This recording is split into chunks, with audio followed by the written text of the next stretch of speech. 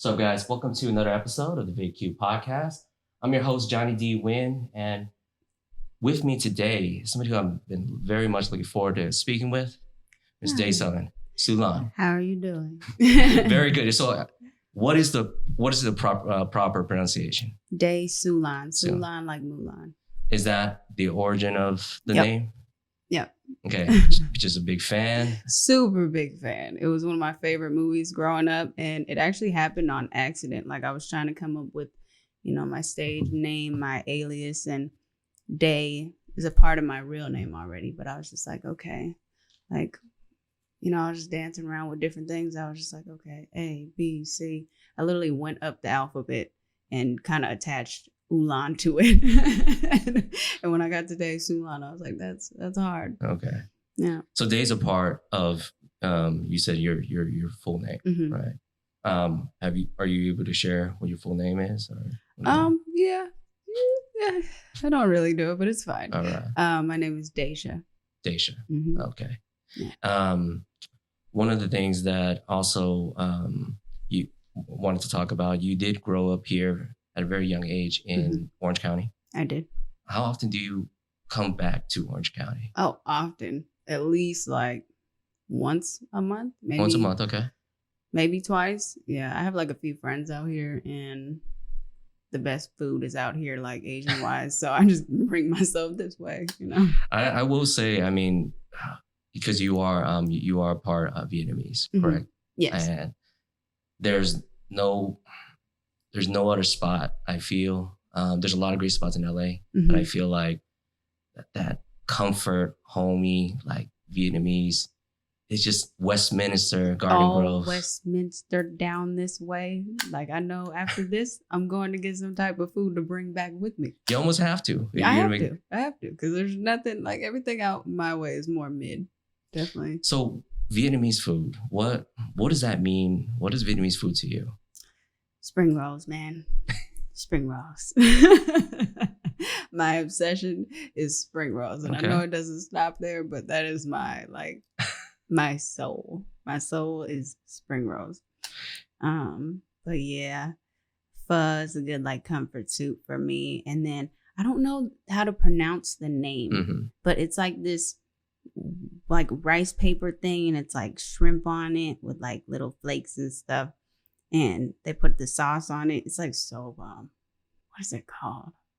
It's probably, I mean, it is in the family with spring rolls, but it's somewhere. Because you say it's the clear paper. It's like little round like rice paper things, and then they put like shrimp on top of it, and then like normally like green onions and stuff, and then they'll have like the sauce, like fish sauce and stuff over it. So bomb. So bomb. So fish sauce is how would you describe fish sauce to people? This salty, unique taste that flavors everything just more superior. It makes everything. It makes everything taste good. Everything tastes good. I'm like, it's just like an upgrade from soy sauce to me, but just in the right dishes. Don't just throw it on anything. So growing up in your household, so was it kind of how was like the food cuisine like? Was it kind of a little bit of mix of Vietnamese food with, what?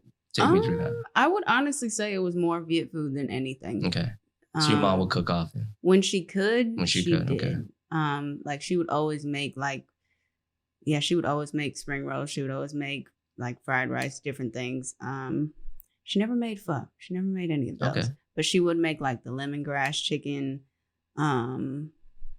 like thit kha, like just a bunch of different things. And I could say I was more raised off of that than anything else. I would say the thit kha is comfort food. It's absolutely, it's Vietnamese comfort food. You have a nice basic plain rice, and then the thit kha is so flavorful in itself. It's so flavorful, and you can have it any time of the week, essentially. Really, and it is a gathering type of piece. It is. So then, if your mom never cooked pho, like how did you get introduced to that?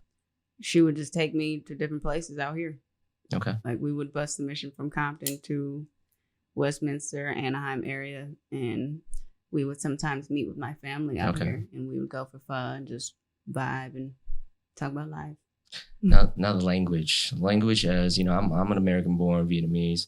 I actually did not lean into the language much in my teens, and I felt like for me it was I went to a predominantly Hispanic junior high, and assimilation was something that was much more ingrained even in my household. My father would speak to me primarily in English.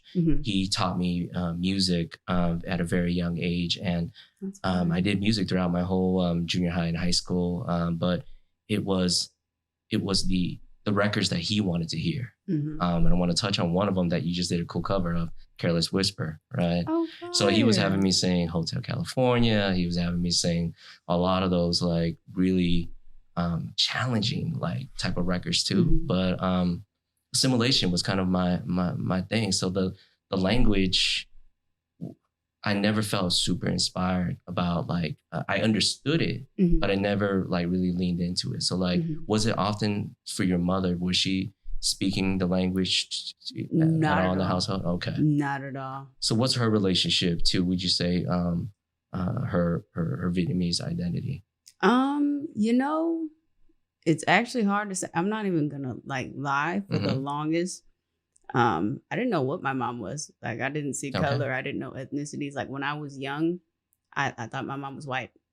Okay. It was hilarious. And she laughed and she was like, what? She's like, what? Like you're Viet.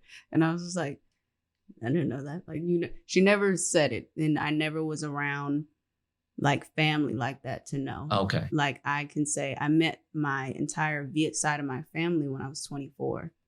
Oh, a lot older and yes, okay. Yes. And from there, you know, I wouldn't say it's a culture shock because she definitely like groomed me and prepared me in like light ways where she could, but it definitely was just like, holy shit, like I'm really half Asian. Like I'm really half Viet. This is beautiful.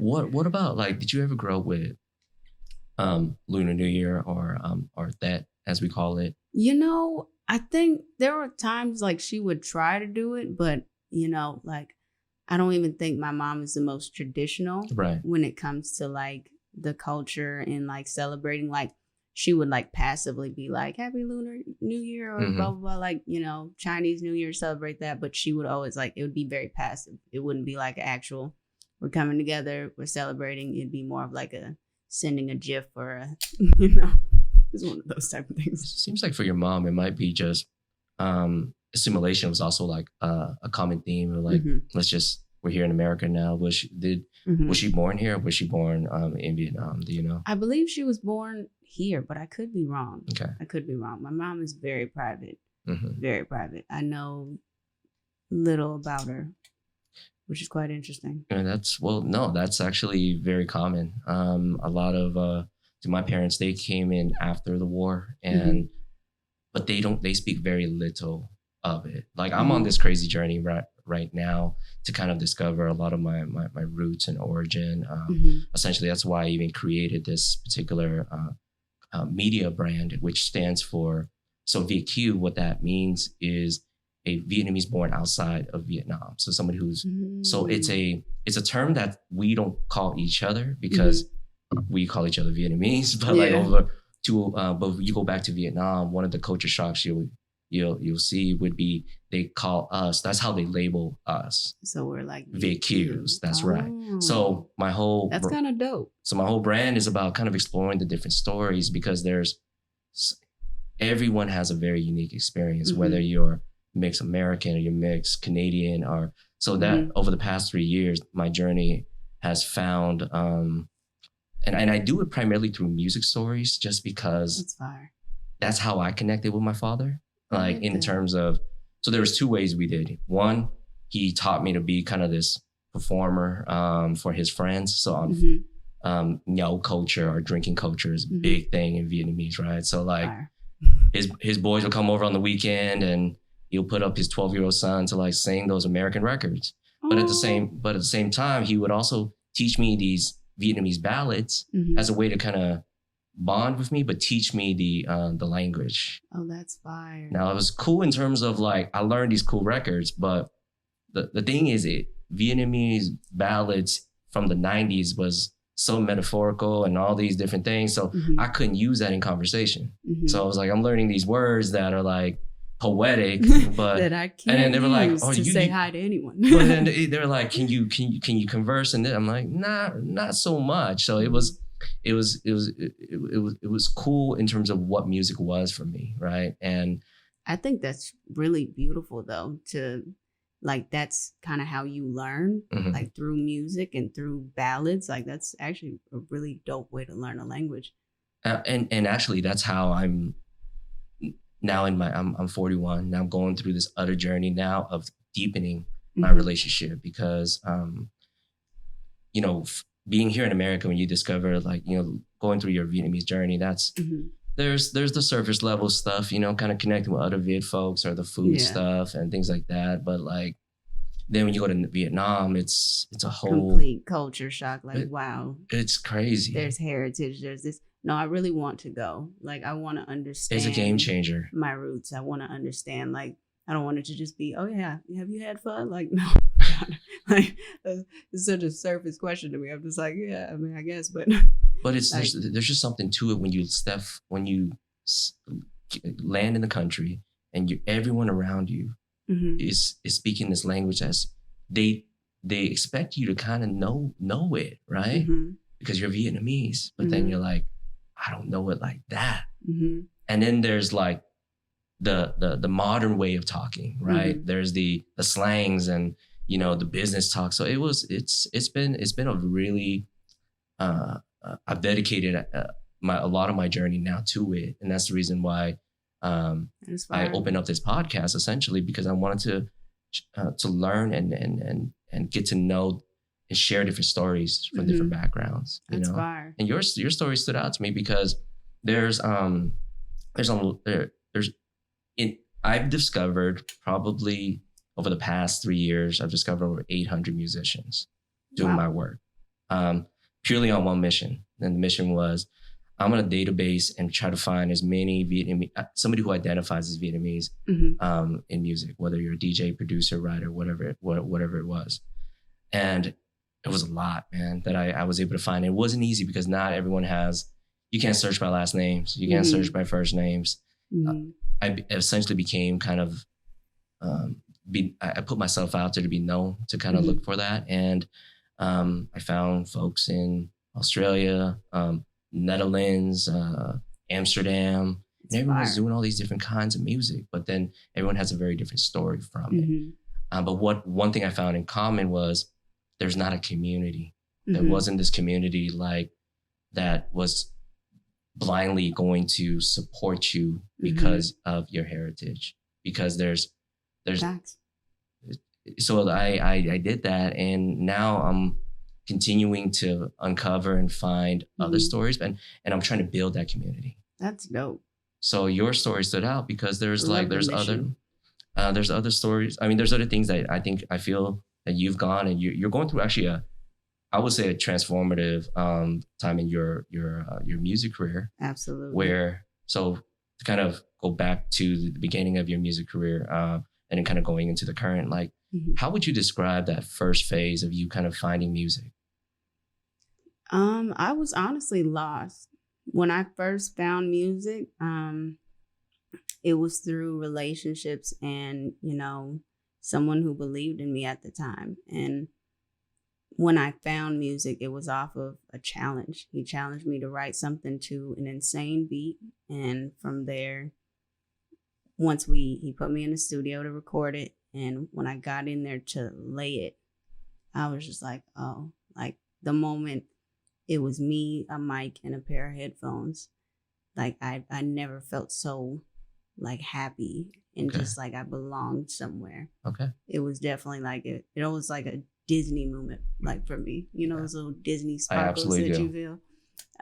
It was that moment, and that's how I knew. I was like, oh, it's like this is where I'm supposed to be. Like this is what I'm supposed to do. Got it. And then from there, I hit the ground running. Appealing back, like the challenge, like was it were you motivated because you want to prove him wrong? Or you motivated because you knew like you had this in you? Like, you know, I definitely came from a very strict background where, you know, the belief of I can do what I'm doing now was not there. And, you know, it at that time, it wasn't even about proving people wrong. I think me getting money the way I was and being successful financially, that was okay, I'm going to prove you wrong doing this. And I did that. But I think there was something I had to prove more to myself, that like, I want to be happy. I want to be successful, but I want to make sure it's in a way that fulfills my soul. Like, I can make money every day, all day. Like, I can chase money, but that's not what I want to chase. Like, I want to chase what makes me happy. And I think that kind of set the tone for my purpose. Got it. Yeah. So that you did release an album last year. Take me through the whole process of that particular project, and what would you like to speak on about that particular project? If I can be fully transparent right now, I actually think that project is trash. Okay. I loved it once upon a time, but a lot of the songs I made on that project, I made when I was 21. Okay. Or 21 first started doing music, first started trying to find my sound. And I'm 26 now. And we dropped that at what? Yeah, we dropped that at 25. Yeah, I was still 25. Yeah, so the music was already aged by the time. It was just, it was still cool. Like, I wasn't 1,000% against it, but I also was like, I'm growing. My sound has changed. I don't even believe in half of these songs anymore. And, like, the stages I was in when I created all of these pieces, they're gone. And I can't really be true and live in these moments anymore to, sell the records or sell the project, because now I'm calm, enlightened, at peace with a lot of things. I've forgiven. I'm like a whole different human being. So it was hard to, even me personally, like, just resonate and push something that was like, yes, it was me, but it's not me now. But you've evolved. Definitely evolved. What was the big turning point for you, though?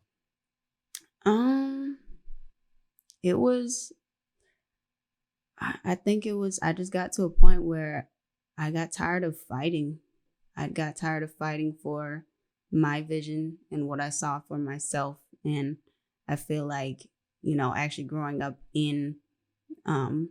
with a Viet mom, like, that's kind of how, like, I'm so used to fighting and being combative and being that, taking so much stuff, that I finally got to an age where I was just like, I can't fight for something that if you don't see it, like, I see it, I know where I'm going for, and you either see it or you don't. And I don't want to force it down on you. I don't want to, I don't want it to be a war. Like, I want this to be peaceful. Like, music is peace. Music brings me so much happiness. Like, there's no way it comes with this much chaos. Right.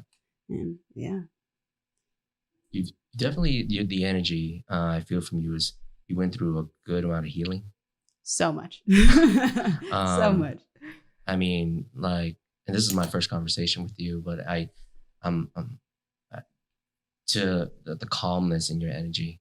And so would you be able to, like, kind of articulate what would you say the road you took to kind of towards this particular healing? It was a lot of self-reflection. Like, I had to dig deep within myself. I had to dig deep within my past. And I had to acknowledge things that I was burying and things that I was just, I was taught to just bottle it up and keep going. Like, we don't cry. We don't do this. Yeah. It was that emotional detachment that I was naturally taught. Yeah. And, not even to acknowledge them. So I think it took for me to really sit down and realize, I'm like, I can't cry when I want to. I can't express myself when it comes to emotions sometimes. And it was me asking the questions of why, and then picking apart everything of, okay, this makes me feel uncomfortable. This gives me anxiety. Why does this give me anxiety?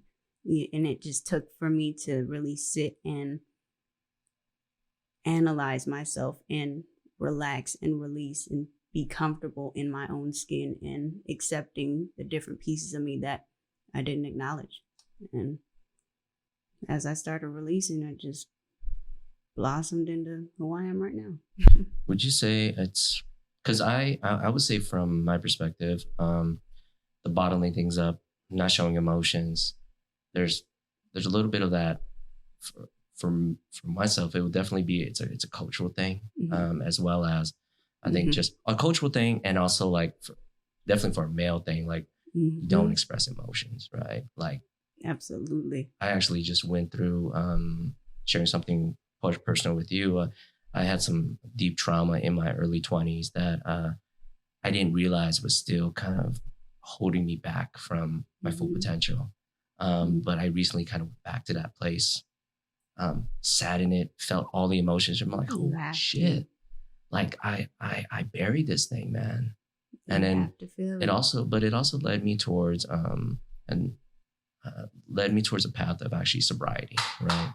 And the path of sobriety, I feel gave me much more clarity. I didn't realize I had a problem until, situation occurred, and my wife not gave me an ultimatum, but like, you put me in a very tough position. And from that point on, I didn't look back, and it just, but I had to go. What I tell my friends who are still having to be dependent or haven't healed, it's not scary to heal, man. You gotta. It's not. I won't say it's 1,000% easy, but no. It's not scary. It's not something that, it changes you for the better. It always does. Like, I've never sat and embodied feelings and addressed something and then came out worse. Yeah. Never. It's actually worse when you bottle it up. It's so much worse. It's so much worse because it translates into addictions. It does translate into dependencies. It does translate into toxic relationships that you're not even conscious about now. And you're just moving and you're going through life wondering, why am I attracting pain? And it's because you're bottling it. Because you're bottling it. And when you're bottling, that's all you attract what you are. It sucks. So it truly sucks. So fully empathizing in terms of like, because I'm such a creative, to get to see a project that you created at such a early in your career, and then like having to release the whole body of work when you aren't really connected, like you have matured and grown up from it, right? Like that in itself is that's a tough thing to do. I want to acknowledge that, but like, and then also continue, but having to put that image out that you feel is no longer representative of your current state. It definitely was hard, and I think I was in a point where I was trying to express myself, but I wasn't getting it across how I wanted to. And I understood the situation. I was in a place where I was just like, I gotta be grateful, I gotta be humble. This person has helped me get to XYZ. Like, the least I could do is, complete it, right? Put out this project that I'm like, if you believe in it, hey, I'm going to stick beside it. I'm going to push it. And, it's the least I can do for you, doing so much for me in my career and showing me something that I know I'm made for. And, it's just a sacrifice. Didn't hurt me entirely. I was still with a major label. It was, I still had a major push, but sacrifices, that's all. Right. One thing you mentioned also that I'm really I want to acknowledge too, and I'm proud of you on, is on Tim's show. You mentioned that at the end of the year, you're also going to be cutting out your OnlyFans platform, right? And yes. You're making a conscious decision to do that. When I heard that, definitely it really validates what you just said earlier, that like chasing money or doing things for money, you want to do something else that you feel would be just a better way to come, because you do know how to earn. Like you've absolutely. I've chased money. I'm going to get it. I'm like, one thing I'm gonna do is you put me in a corner, I'm gonna find my way out. But fast money isn't always the best money. And beyond that, I take my image, and not even my image, just how I see myself now. I respect myself on a different level. I want to see myself flourish for my talents and what I'm capable of, instead of it being, she's really hot. And that's what a lot of women have to offer nowadays. And I'm just like, that's awesome. Not taken away, but I know I wasn't put on this earth for that. Right. It's time for me to let go. So when I saw the cover you did of Careless Whisper, that spoke to me on so many ways. Not only because that's a song I sing quite often, but you seem very free. Like you seem really just like, why Careless Whisper? What is it about that record that you had to cover? That record has forever spoke to my soul. Right. Forever spoke to my soul. Right. My mom is actually the reason why, my music taste is so diverse like that. She implanted George Michael. That's actually one of the concerts I did go see. Okay. Was George Michael. And with her? With her. That's dope. With her. And it was super dope. And I don't know, like I think at the time I did the cover, I was embodying that exact energy. Like I felt every word in that song. So when I recorded it, it flowed free. It was exactly where I was at. So it wasn't me forcing it. It wasn't me singing something off of me just trying to showcase vocals. No, it was how I felt and where I was, and hitting like 1.2 million views. And also another thing to recognize about Careless Whisper is it's a difficult song to sing. Absolutely. Dude takes it into so many different places, but I think that's why it's such a great song. It's a beautiful song. I'm like, I was honestly scared to touch a song like that. I'm honestly against, I don't like touching classic records. I don't like messing with them. I'm like, they're perfect. They are how they are. Let me leave it like that. But I was just like, you know what? I'm going to take a risk and I'm going to try it because I want people to see even this side of me, to know that, oh, wow, she does even listen to George Michael. She is like, this is a whole different genre, a whole different side. Like, okay, like I wanted to explore that without the fear of people are going to massacre me because this is a classic record.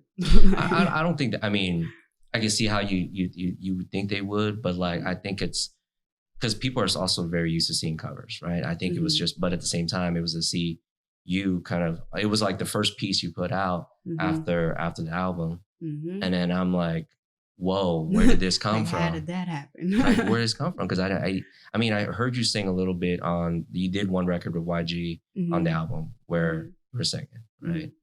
But Careless Whisper is like singing. And that was... Yeah. It was my time. I'm like, look, if no one's going to believe in me, I'm going to believe in me. And at that point, I had the platform. I've been training my voice. And I was just like, it's time to show these people what I'm capable of. So when people that were fans of your work from before, and now they see this current, like this current self of you, like what do you want to tell them? Like about this particular like stage in your life right now? I would tell them to keep an open mind. Keep an open mind and, go with your gut. Right. Follow whatever that vision is, whatever that inkling is that's inside of you that's like, do this, do it. Like to the T. It comes with risk. It comes with challenges. It comes with things that may make you uncomfortable, but it's worth it. That reward at the end, that payout, if you stay consistent and you really go, you're gonna see the fruits. Like, and I would say you're witnessing me do it. And yeah, the change wasn't, it wasn't ingenuine. It wasn't that you gravitated to something that I wasn't. It absolutely was me at one point, but it's literally evolving and growing into what I'm supposed to be, as everyone should. So now you're at a place. So after the Careless Whisper, let's take it up to first record you put out independently. First record, Soul Tie. Soul Tie. And I remember when I heard that record for the first time, and because I just so you know, I actually have, for the most part, have put in every one of your new releases on our playlist. Thank you so much. We have a very specific playlist that I am very proud to curate, where so we modeled this thing after New Music Friday, but we do it for all Vietnamese around the world, right? So we're the only playlist that, including all the majors out there in Vietnam, and also all the independents and the emergings, we're the only playlist that does that. So it's gotten me. You gotta send me the playlist so I can repost it. I sure will. And so I remember when I first heard Soul Tie, I definitely put that, because most of the people favor a little bit, like, especially, we're going to talk about like Vietnamese music in just a bit, but like favor definitely much more R&B and soul as of late. And there's a lot of that sound is really hitting home back in the country.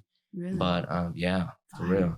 So I actually feature that on the top 10 of the playlist because I love that song so much. Thank you. So take me through the journey for actually just releasing it independently, because you had before you just set dates, you do the promos.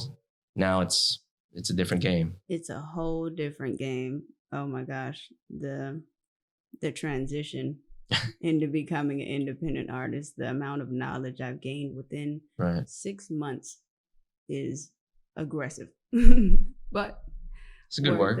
It's good. And I mean, it lets me know I'm serious about it, because if I'm not serious about it, I'm not taking the time to learn, figure out, make sure that this person is in play, this person is included, this is happening here. Is there marketing? Is there a budget?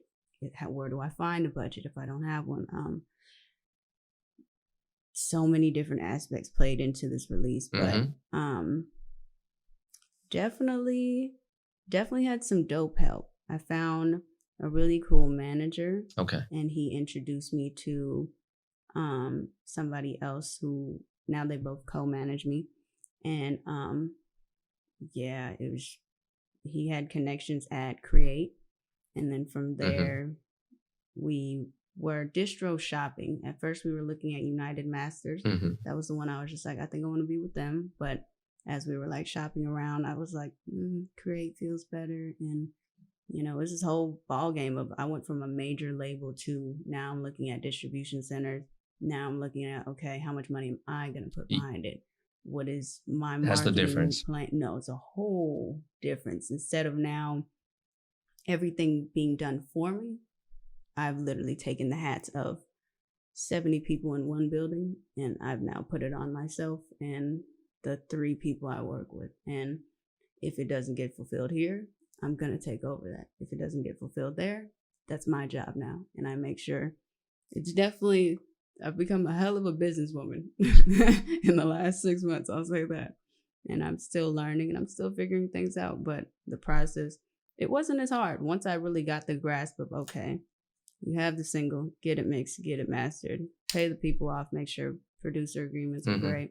From there, you submit the songs, having Create, you get to submit for playlisting, different things like that. Great. So the pitches happen. Yeah. And then when it drops, you got your release date. Now it's on me to create the marketing plan with my team. And it's a world. It's a hell of a world. I will say, this is not for anybody who's lazy. This is not a career that you could do with hopes, dreams, and like it's going to happen. No, it requires a lot of footwork. I spend most of my my time in the emerging market. So like I do work with major labels. They use my platform for promotion, but like 90% of the artists are independent, right? And but I think the one gratifying feeling about independent is you're in control. Absolutely. You're in control of the success. You're in control of also the failure of it. Absolutely. And you have no one else to blame. No one. Except for yourself. No one. And I think that was a problem for me when I was with the label. Like, I loved it. I was grateful. I loved everything about it. But at the same time, I was just like, my life wasn't in my hands. Right. And I knew that. On a daily basis, I was kind of tripping myself out because I'm so used to being in control of my life. Mm-hmm. And it was the first time I really had to just let go and, be codependent. And it worked. I got far. I could say, like, it was a beautiful thing. It taught me, how to be codependent, how to sit back when I need to. But it also let me know, like, if you're not steering the wheel to the ship, you're gonna go somewhere you really don't know. Mm-hmm. Like, you're in a direction, you're heading for an island that, could look awesome, could look dope, could be great, or you kind of go for the one that's floating in your head and go off your intuition. It sounds nuts. And kind of just take the wheel in your hands and be like, you know what, I'm gonna take the risk, and I love where you're taking me, but I think I'm gonna trust my judgment and take myself here. I think in today's music market, it's always changing, and it's always.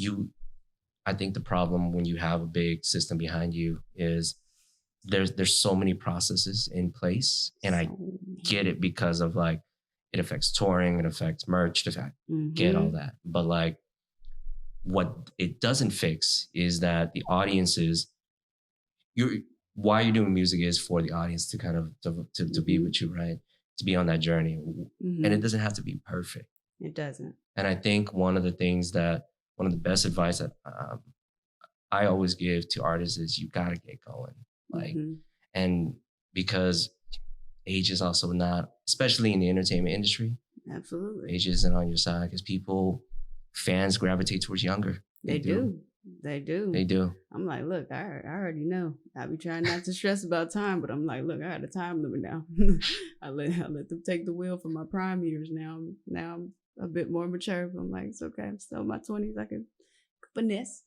But the other thing too is that taking people, because of social media, instead of having it work against you and having this resentment towards social media, I think people that know how to bring social media and, like, get them to build that relationship with the audience. And it's going to be, through a journey, it's going to be a love-hate relationship. There's going to be people that I think they're going to antagonize you, they're going to do certain things, but it's about, as long as you feel whole and full. And that kind of goes back to what I was saying about, I realize now in my place, nobody can really hurt me because I'm going back and I face these traumas. And it's like if you look at it in a physical sense, like, if you had a wound on your arm and, like, you just said it's gonna go away, but don't do anything to treat it. Of course, it's like that. You have to treat it, man, to get better and stronger.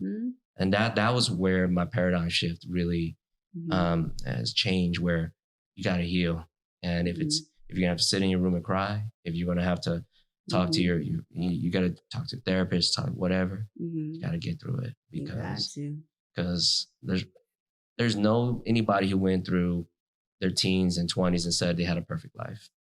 Absolutely not. Because it's on the other polar opposite. You got parents that maybe they can never abuse you, anything like that, but then they push you to the brink of freaking exhaustion. There's those parents too. And then those people don't know how to relax. Those kids, when they get in their 20s, they're on edge. They're on edge, man. They're always going. And it's hard to be friends with those kind of folks too. I believe me, I'm quite antisocial myself, so I get it. I get it. What would you say was, like, your breaking point in, like, realizing, like, this is a pivotal moment? Like, I need to switch. It was definitely priming. My wife was, she much credit to her because she pushes me on always, because when I'm doing, me putting out this media brand is similar to me putting out, like, I'm an artist myself, right? Like, I'm doing something that's really, there's not another, I can say with confidence, there's not another platform like me out there advocating for Vietnamese Americans, Vietnamese Canadians, and also showing to the Vietnamese youth over there, like, a little insight on who we are, and you can't generalize us, and you also can't judge us for not knowing so much about, our Vietnamese history and culture, because quite frankly, we don't have that history scholar also to be like, hey, in addition to American history, learn this about like what happened. I didn't know that. Or like the language, like, to be quite frank, some parents, they just like, we're not really we don't see need to like learn this language anymore. Or that some parents is the opposite. You gotta keep this in the system. But what really turned me in terms of why I wanted to heal was I was pushing, I was grinding, I was doing all that, but something wasn't hitting. And I think that, and it was like, my wife goes, there's something that you have not looked back at, and you buried this thing. And that's a beautiful thing. So she hit me with that. And then it just, as soon as I said, I'm gonna sit in it. And then it just, and then the main thing was actually, I lost my connection with God probably early on, like in my 20s. And then when I surrendered and kind of gave myself back up to God, like truly surrendered to give myself back up to God, that's when things got really transformative for me. Wow. That's exactly where I'm at. Yeah. That's beautiful. Well, so thank you for asking me that. Very proud of you. I'm happy for you. I'm happy you rebuilt that connection, and you even took the time to release and sit in those things, because it's not easy. And a lot of people, there's more though. There's more to sit in. It's always gonna be more, and it's always, we're human beings. As we evolve and as we get triggered by different things, that's how we realize, like, okay, there's something there. There's something there. But you doing the work is already insane. Like, there's so many people out here that can have conversations like this, but will never really do the work. Yeah. Or there's people that just go on life and they get older and they will never deal with, or just haven't dealt with traumas and things they've let go, people they've cut off, that they just hold on to it. And some people really die with it. So it's beautiful that you've taken that time to sit back, have someone like a beautiful soul to even call you on it and be like, hey, this is what you need to work on. This is like, I love that. Thank you. Super dope. So I want to, if you can share a little bit about the whole meaning behind Soul Tie, right? And that particular, the writing process. Take us through. I would love for you to share a little bit about the song. The writing process, another moment where I was in it. The beat spoke to me, and it was at a time where I just came out of being so in love, so in love, and I got to the realization as time went on, and we attempted to reconnect. I was just like, it's time for me to move forward. Okay. It's time for me to let this go. And I'm like, it was honestly, the song flowed naturally. I think when I write, I'm not thinking at all.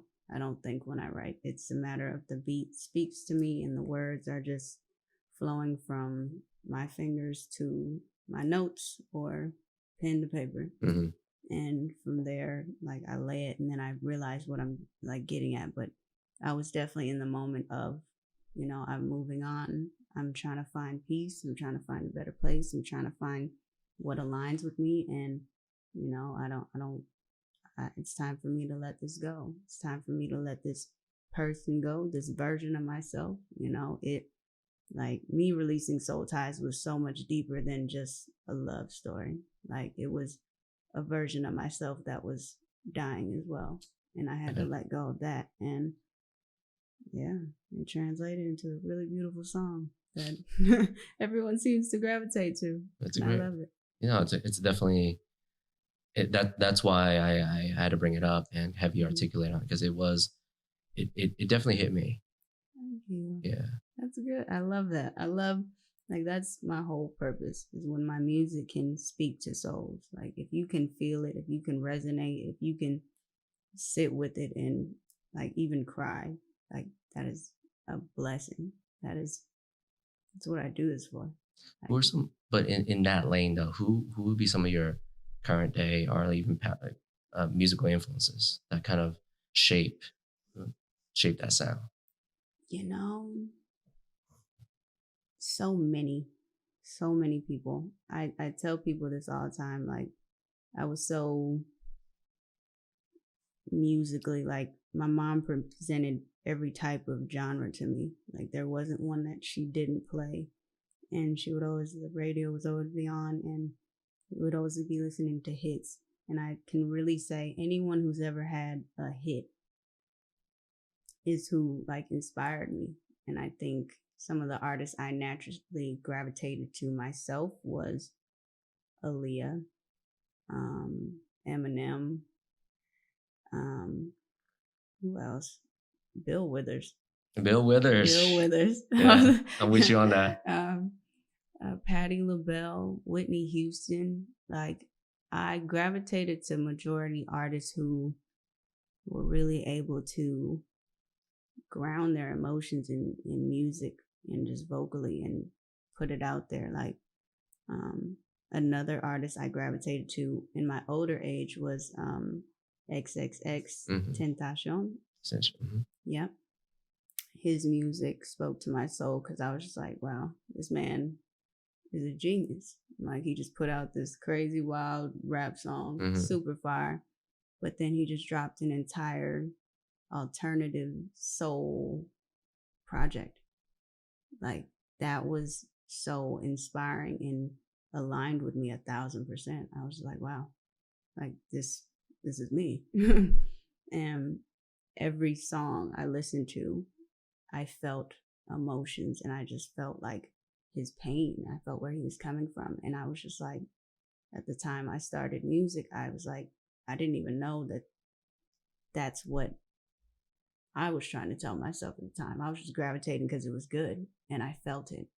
But as I got older, I realized, I'm like, damn, that's what I want to do. And that's how, majority artists I fell in love with are, Michael Jackson. Top tier. I can't forget Michael Jackson. Can't forget him. Definitely went through his videos. Actually, there's so many people I've been inspired by. Not gonna lie. Truly. Anyone with a hit.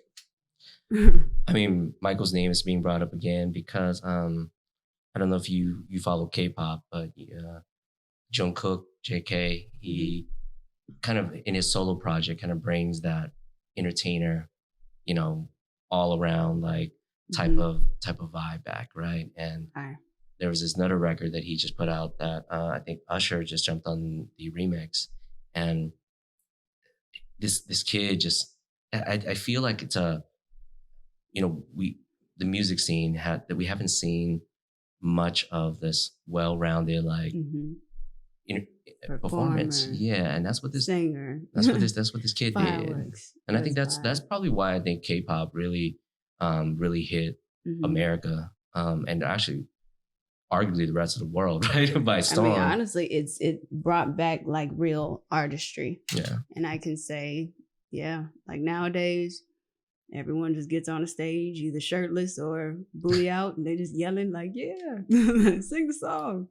Versus you have it's a handful of people now that are like, no, I'm gonna put on a show. I have a set behind me. In this set, this is gonna happen. Fireworks are gonna happen. There's gonna be a dragon alive, and then I'm gonna have my dancers here. I'm gonna have choreography here. I'm gonna have this, like, that element of putting on a show and really being a full throttle entertainer isn't really there anymore. And I can definitely commend K-pop, because I'll just, not even when I'm in nail shops, me personally, they'll have the K-pop videos, the competitions going on, and then I'll take that information, I'll go home and I'll actually just look up just top K-pop things and just the way they have outfit coordination, makeup, hair, like, it's real artistry that I can say, not say in America, like it's lack. Everybody's just diamonds, chains, and I'm gonna yell in a mic. Versus them, they're like, no, there's structure. I'm this one, you're gonna wear that color. There's gonna be structure here. We're gonna wear the same shoes, like choreography, like there's gonna be bells, whistles, like. I think that's was why global music has really resonated here in North America. Because prior to K-pop, Latin music also exploded as well, right? Insane. And I mean, one of the arguments that I was reading up about was like the conversation around Daddy Yankee, Bad Bunny, where yes, a lot of their music is reggaeton, but it is deeply rooted within also hip hop influences. So the hip hop community is like, this is more from the industry side, but they're like, they should not be considered as Latin hip hop. They should be part of hip hop because they're part of this pie because. Absolutely. So. Like their numbers chart. The numbers are crazy. Beyond hip hop, like it's insane. Like, but what I think what all this says is that people want to be entertained. People like to dance. People like to feel, and people don't want to get shouted at. Like, look, I didn't pay $100 for you to yell in the mic shirtless. It's not like I paid to see a show, and I understand it fully. And I think that's where the evolution of where things are heading over in the East specifically. So I want to give you a little bit of, but before I get to that question, like Vietnamese music. So like, did your mom ever introduce you to any forms or artists from? She didn't. Okay. She didn't. I actually, and this sounds horrible, I got into it actually as of recently, probably this year, off of like my relationships at my nail salon. Like once they realized that I was Viet, it's just that thing. They love you 10 times more. 100%. And from there, they're just like, Viet, you this, you that. And one of the ladies, she put on like, it was this singer. She's a beautiful singer though. And it was just this, it sounded like a ballad. Of course, I'm 26 now. I don't understand it, but it was like, okay, like it inspired me honestly to like do it more of a dive. And I was just like, okay, like let me explore this realm. But it actually wasn't brought to me by my mom or anyone in my family. No. And that's I think that kind of going back to even like her not really speaking the language as much too, or teaching you that there's probably some trauma that happened with her and being Vietnamese and so forth. But it is a very, I feel when I went down that journey to really learn not just the more historical pieces that came from, there's ways to speak about Vietnamese music. There's like during the wartime where you had the Southern Vietnamese, which most of the people living here in America are from the South part. They got influenced a lot by Western influences because Americans were over there, Europeans were over there, and so forth. After the war was over, they literally destroyed all physical records of that type of music because it was because it fused in with so much like Western influences that they're like, this isn't Vietnamese music anymore, right? So then, but that music lived on through other forms in the later 80s, and that music only continued to kind of have its audience over here, right? Then there was a period of time where European new wave became like, that was what our parents' generation kind of like was vibing off of, modern talking and stuff like that. So that became kind of like today's like dance music. It was new wave. And then it was, and now we speak about like influences in music in Vietnam. It's 100% Korean like influence in terms of like their approach towards artistry, their training, image is everything. Like a perfect product, like that's, when you think of Korean, like their system, Vietnam is getting to that level. But it's because Vietnam is such a young, spirited country, because of the population is like Fun fact, 37% of the population is under the age of 32. Oh, wow. Hella young. Hella young, right? Because after the war was over, the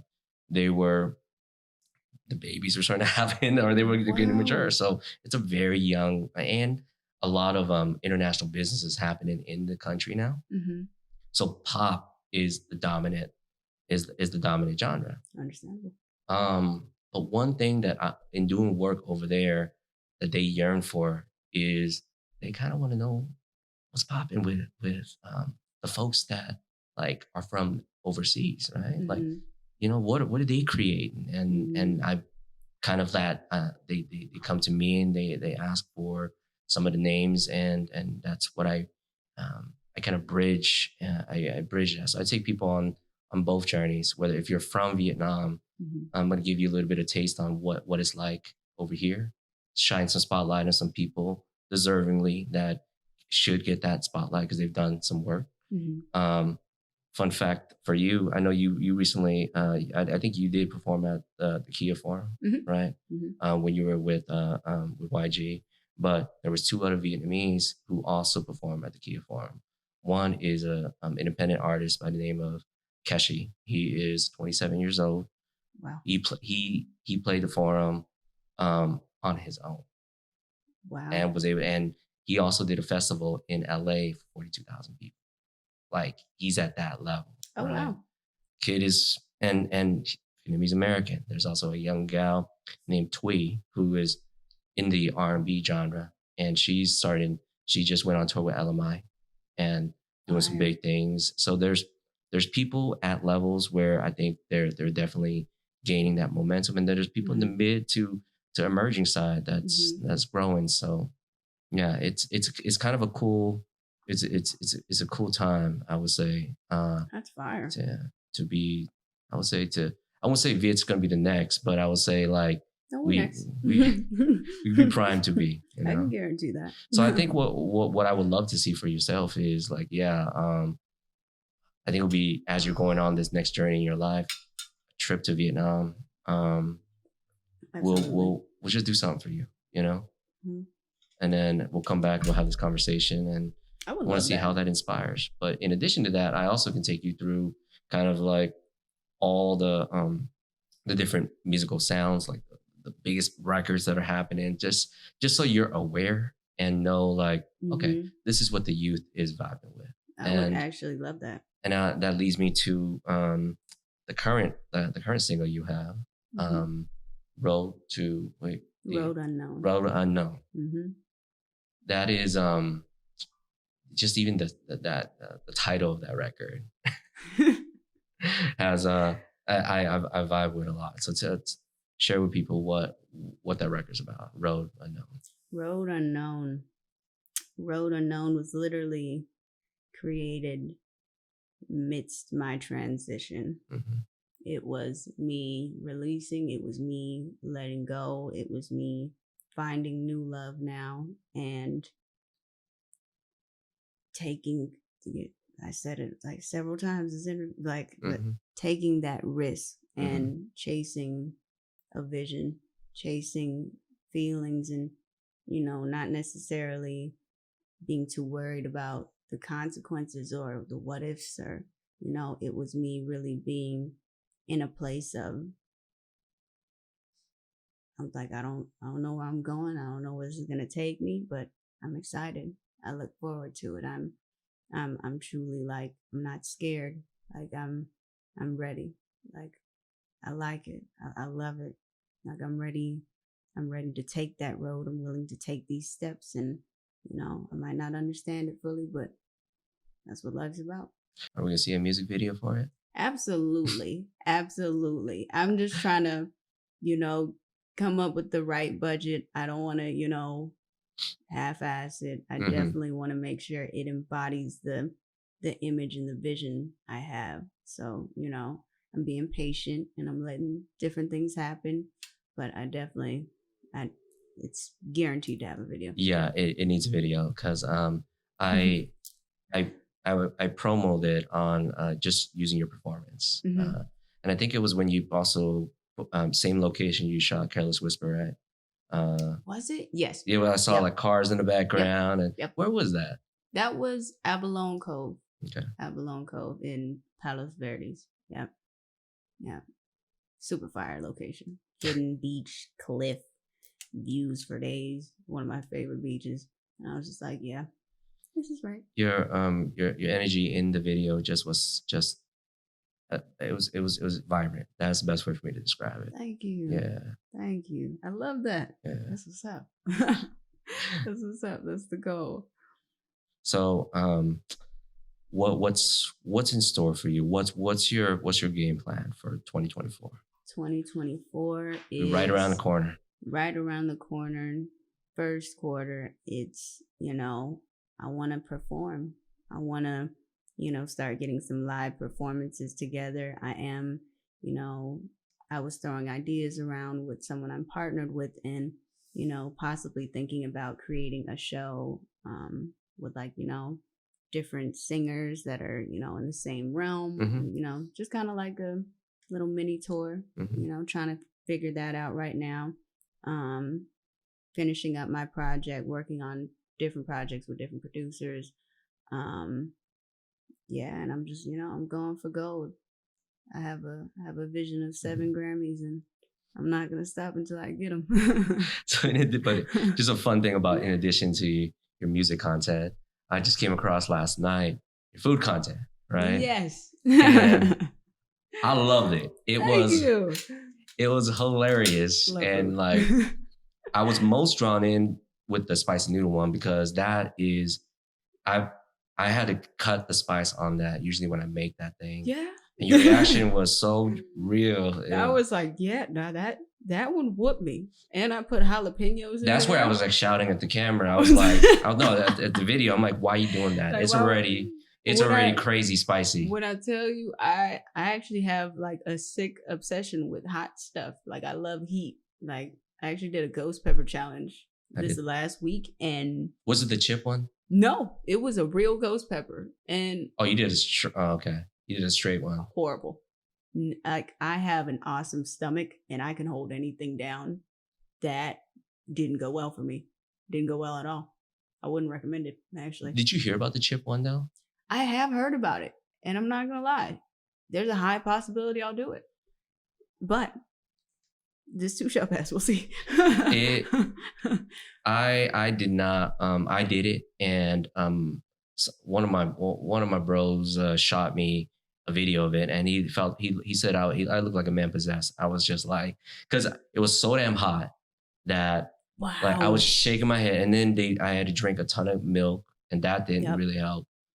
Some people that chip thing got into some trouble. I think some one or two people died from it. Really? Because what happens is when you swallowing it, and I think they're trying to throw it up, like it's in that mix of it. Mm-hmm. So yeah. Oh, no. It was, so that chip thing kind of it was crazy. That's insane. I mean, I cannot even. I understand it because me having one ghost pepper, I was passively about to do 2. Mm-hmm. Like everyone was just like, okay, do another one, do another one. I was like, you know what? It wasn't that bad. My ear hurt, my throat hurt, and I felt it go down my stomach. But I was also like, nah, it's not that bad. But as 30 minutes went on, I realized the toll it was taking on my body and how I actually couldn't hold one down. And I was just like, I eat mango habanero hot sauce and just regular hot stuff on a daily basis. I'm like, if I can't take it, I have no clue how. Like what? Right. I'm like, I'm obsessed with hot stuff. If my body rejected it, I can imagine someone without heat intake. I'm like, they could possibly die. Like I literally said that. I was just like, there's no way. I'm like me? No. But what inspired you to create this new channel? Because it was I loved it because I got to see a very different side of you. And then that I also said that you were I felt you were really brave to try the different things that you that you did. And so take us through like what inspired you to do this Honestly, what was it the channel called again? It was it's Food with Day Sulan. Super simple. Food with Day Sulan. Okay. And honestly, food is top three in things I love. Okay. And I've just been in a place of expanding my brand, and I'm just like, bro, I have so much going on. I'm like, people think I'm funny. I've got the music thing going on. I'm like, I need to build my brand into, what I really want it to be. And, with the help of my team and kind of just helping me organize my thoughts and, all of my talents and creative things, they're all like, okay, you do video games, you do food, you cook on a daily basis. So food seems like the most realistic. And I was just like, you're right. Absolutely. And from there, yeah, we started aggressively getting the content done. Currently we have at least one food content day a week. We knock out like the different foods that we try, the different, foreign foods, different food challenges. I eventually want to have guests and things like that. But for now, I'm like building the foundation of it. And yeah, it's nothing random because I do love food. And if you know me, I've probably cooked for friends, family's family, like whatever it is. And yeah, like it naturally puzzle pieced its way in my life. And I was just like, look, might as well. And the editing is actually right on point too, in terms of because with food content is meant to be fun. Right? It is. I don't want it to be serious by any means. So like, with the little animations you got and little stickers on there. Yes. And because real talk, food media is on the rise. Like I think food media is a market that's underestimated, is what it is.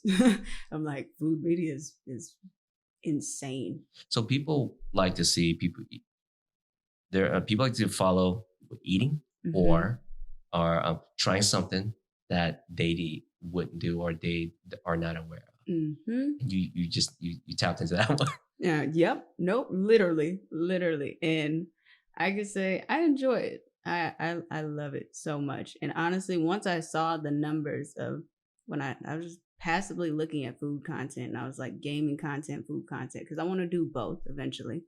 I was like, once I saw the numbers for food content, I was just like, this is insane. Like 18 million views to watch this person just eat some chips. Like, it was crazy. I was like, there's no way. Like, and me, I have that mindset of I'm gonna win, and I'm like, it doesn't matter which road, which aspect, how I get there. I'm like, I need to keep promoting my brand. I need to keep putting my face out there. And I was like, this seems like a very strong market. And as I build my Twitch and as I build my gaming platforms and things like that, this is the one that can be the strong man standing until I get those other ones up to where I need them to be. So you say gaming, like what do you play? I'm not ashamed. I'm proud. I play, so my favorite game is Call of Duty. Love Black Ops. Those are my those are my realms. But actually, like, I dive into like World of Warcrafts. I'm excited for the new GTA to drop. I was actually a gamer growing up. So video games is definitely true to myself. I'm in this world. I'm submerged into these virtual realities sometimes. And I just enjoy myself. And I'm definitely a character when it comes to scary games, though. Scary games. Oh, wow. I'm excited for people to even see that side of myself, because people think I'm so normal, healed, enlightened, and then I'm playing a scary game and all confidence is out the window. Give me an example of a scary game. I used to play Dying Light. Okay. When I was young. It's like this little zombie game, and then at night is when the people would transform and stuff like that. And okay. So like for me, it was Resident Evil. One of those type of games. Silent Hills. Like, ooh, I liked games that truly scared the life out of me. Like, truly. To where I'd be playing games, and if my mom walked in the room, I would be yelling and simultaneously still playing the game, but I might stand on the couch or like you panicking, but I'm still Mm-hmm. playing. Or Mm-hmm. I'll just quickly press pause, throw the remote. It's something. It's Mm-hmm. something. But I love the feel, the adrenaline of that. Okay. It's fun.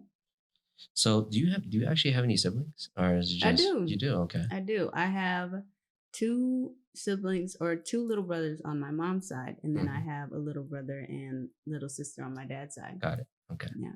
Got it. Yeah. Kind of But close. 4 in total. Kind of close with them, or kind of. I could say we're close. I mean, it's hard to define close for me. I can definitely say I am the oldest, and I did experience, a little bit of a different growing up situation, and I did disappear. I was the one, whereas, at first, it was more of like a protective thing, and I was just like, I gotta stay. I can't leave like this. This is my blood. Mm-hmm. This is why I'm here at this point. And Yep.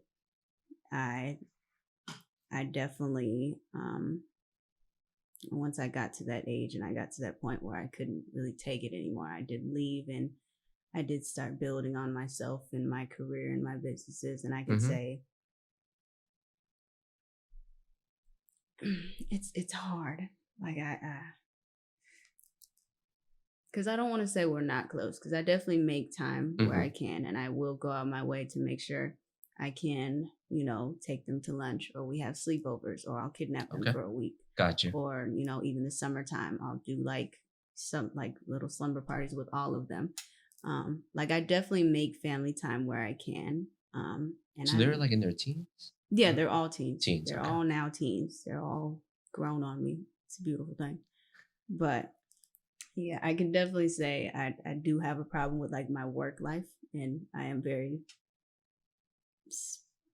submerged in that, and just achieving my goals to where I can say, I'll be honest, I'm not the most present at times, but I do make time where I can. I don't know if that answered your question, but hopefully it did. So I would say I'm a good sister. I'm close, and I'm there. I would say I'm also the oldest.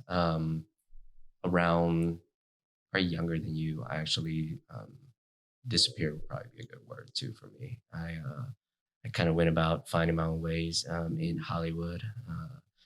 I did some cool things, got on some, I have a very interesting life. But the best ones are. Being a brother was definitely not on my radar. So there's some areas there that I need to. I didn't choose to go back into those relationships in their later years, because they're all like mid 30s, late 30s, and because I have one that's still kind of very lost. Demons and drugs really took the best of him. He was incarcerated many times, and I also know if I'm not going to be in his life, that's also going to be a very we're going to continue to have this circle of resentment, and then also the clarity in his head. The very last time I spoke to him was he was his drug of choice was meth, and that thing I have a lot of PTSD when it comes to meth, because I've seen it destroy families. Absolutely. So I didn't see the person that I thought was, or who I knew as a young person. So we haven't spoken since. But it's sorry about that. But it's one of those things. Even culturally, do I need to insert myself back because of my role, or do I need to, but what I'm choosing is I need to heal first from my own things. Absolutely. I need to be whole. Absolutely. Before you can help anybody, you got to help yourself. You have to help yourself. And that was literally what I was going to say in scenarios like that. I love my family, and I love the idea of wanting to be the super present big sister and all of this. But I also know that if I'm not happy and I'm not where I need to be to, help you out of this situation or, help guide you, then, not to say my presence isn't worth it. Absolutely. Presence is always going to be worth it. But I'd rather put my head down, work, and, do that internal fixing, do that external, glow up. So that way when I can walk in your life, it's not just a pat on the back and you got this. It's more so I'm gonna take you out of this and I'm really gonna be here with you because it's a it's not commitment. Just commitment, and it's not temporary. I think the one thing absolutely really good sister figure of mine said to me was, if you insert yourself and you're not ready, what's gonna happen is that disappointment is gonna be doubled down. It's gonna be like, because you may be that person who's holding out their hand, but then next day you're gone again because you're choosing your career or you're choosing your aspirations. And I have a lot of aspirations, and which is one of the main reasons why my wife and I chose not to have kids, is because she know how much this work that I'm doing means to me. And she's like, this is a better for us. And we have a lot of nephews and nieces and things like that. I pour my time into being a good uncle, but father's a different story. Yeah, it is. It's father and mother's a different story, because I'm surrounded by some really good mom and dads, like in terms of in my current circle. So I know until I'm ready to make that commitment, Absolutely. And it's, you have to have a lot of self-awareness to even, like that's a beautiful relationship. And for y'all to even have that agreement and understanding of, look, like I'm not here yet. I'm like, I've had similar conversations with myself in, past relationships where, a kid was a possibility, but I just knew I'm in an era where I can't make that sacrifice right now. I can't give that up yet, because I know when I do, like I'm giving up more than half of me. And I'm now living for you in this, I completely understand that. And even with helping out your siblings and your brothers, you do exactly what you said. You have to be whole, because if you're helping somebody and you're only half full, like you're just going to drain yourself, and then you're going to go back into retreat mode, and it's going to be the same pattern, same cycle that you said it's going to deepen. Versus if I do my internal work, have this, have that, now I'm at a place where I don't have to think about my goals, aspirations, like they're in play, they're done, they're moving. Now I can take this time to really build this and nurture it how I'm supposed to, and be there without having to disappear. And now it's just this continued abandonment thing that is being implemented. Like, no, there's stability, because you gotta be available. You have to be available, and you have to be full. You have to do the healing, you have to do the work, you got to be aware. So I completely understand. I understand.